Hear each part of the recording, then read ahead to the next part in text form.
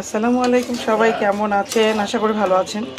এই তো আজকে ছুটির দিন, তাই একটু হালকা পাতলা, গ্যাস নাই, এই যে বললাম না, গ্যাসের মধ্যে চিকেনটা খুব ভালো হয় একদম বসায় রাখলে, তাই ঝটপট একটু ভেজে, মুরগি ভেজে এখন এই যে সসটা বানালাম। এই সসের মধ্যে সয়া সস, একটু কর্নফ্লাওয়ার, তারপরে যে রসুন কুচি দিয়ে এখন এটা আমি একটু ঝোল ঝোল করবো। বাচ্চারা খেতে চায় নান রুটি দিয়ে ঝোল ঝোল, এই তো ঢেলে দিলাম।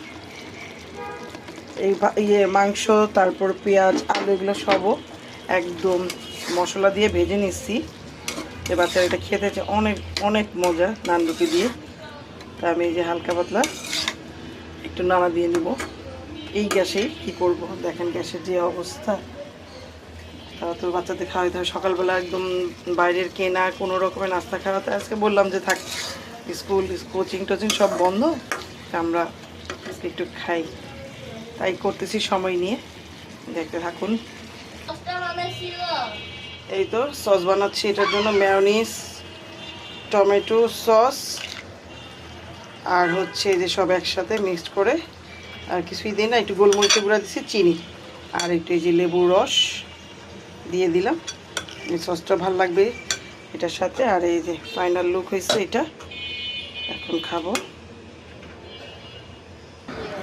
এই তো হচ্ছে নান রুটি, এই তো মাংস, সালাদ, চিকেন চাপ আর কি। আর এই যে খাচ্ছি আমরা সবাই। আর এই যে রুটি কিনে নিয়ে আসছি। হোটেলও মনে গ্যাস নাই না, দেখেন অবস্থা। এই তো, আল্লাহ হাফেজ।